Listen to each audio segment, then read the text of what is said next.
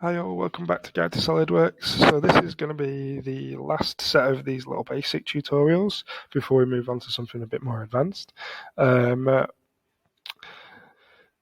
is again going to be the last of the little sort of 5-minute takeaway tutorials where we're just going through like a single little scenario or using a single tool. In this case, we're again going to be using that cutting with a single sketch, but we're going to create something that's a little bit more complex as a sketch here, using some different tools that we might not really use much of. So let's have a go at this and we'll see how we get on. Right, okay, so modeling this then, we're going to start on the top plane and I'm going to sketch and I'm going to use a center rectangle and I'm going to pull that out and I'm going to put some sizes to this. So the first size I'm going to go is 40 across that way and 50 across that way.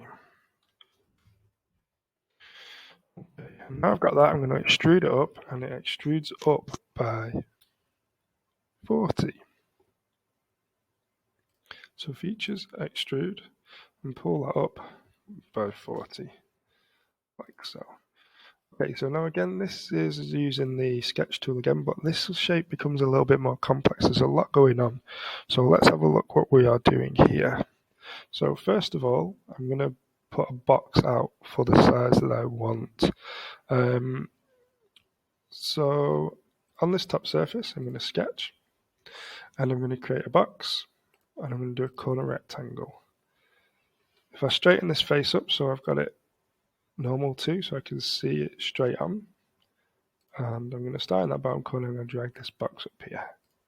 Okay, now putting some sizes to that, this line here is going to be 40 and this line here is going to be 30, like so, giving me a 10 milli gap on both sides. Now I want to chamfer off this back corner, so that's the first thing I'm going to do. I'm going to come to my sketch tools here, drop down the fillet to the chamfer, and I'm going to chamfer that off so that it is 10 milli chamfer on that edge, like so. Then from there, I'm going to make a line that's offset from that further along. So use the line there, and we'll offset from that line.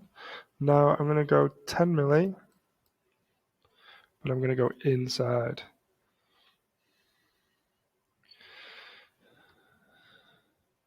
Now that's picked up the overall shape. So I don't want that overall shape. What I do want though is just that line. So I can get rid of the points that I don't want, like so. And I can extend these outer lines here through to the end. Coincident. Let's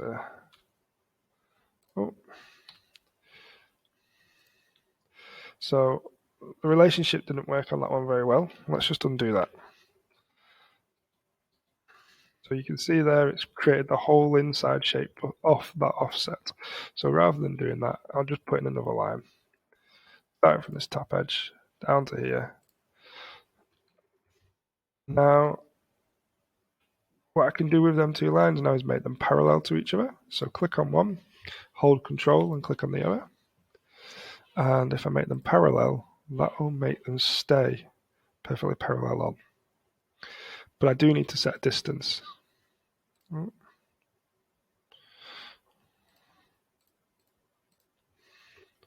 rid of some of these. So I do want them to be staying perfectly parallel onto each other. So I need a dimension between the two. So dimension, that one, and that one. And I want them to be 10 milli apart, but across the vertical. So let's just double check that distance there. 10 milli across the vertical from one to the other to there. That's at 10 milli apart. Okay. Now I've got that in. I want to put in a triangle shape at the bottom here. Now it's from each bottom corner. So I'm going to go from there, up and down. Okay. I know it comes out 20 mil, so I'm going to measure that 20 mil gap down the side there, like so. I also need to make sure this is at 45 degrees. So I'm just going to click from that line round to here and set that at 45, and that'll straighten that up for me. So I've got that sketch. It was a little bit more complex to make than some of the other ones we've been doing, but we've got that sketch now. So with that sketch, I'm going to follow the same cut procedures. So I'm going to click on the sketch here, cut, and I'm going to remove bit at a time. So from there, I'm going to go 30 down. And if I just change the view on that, 30 down. And that, change the view there, and you'll see isometrically, oh, flipped all the way around. I want that view there. There we go. You can see that triangle cut out into there.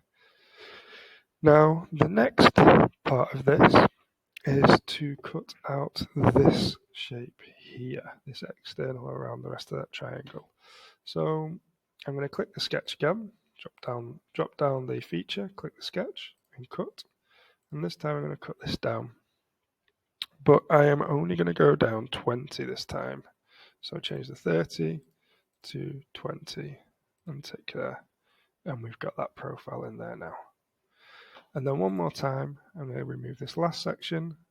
So extrude cut, click the last section, and we'll drop that back down to 10, tick, and we've got that step profile there. Okay, so it's a little bit more complex in creating the step, but we've got the nice profile there. At the end, I'm just going to here add on a appearance. So let's make a color for this, and let's go, that'll do the job there. Let's go yellow. There we go. So we've got that final appearance. So just click in, make sure we're in isometric, and we've got that final shape. Okay, so hopefully that helped you out if you was using that tutorial.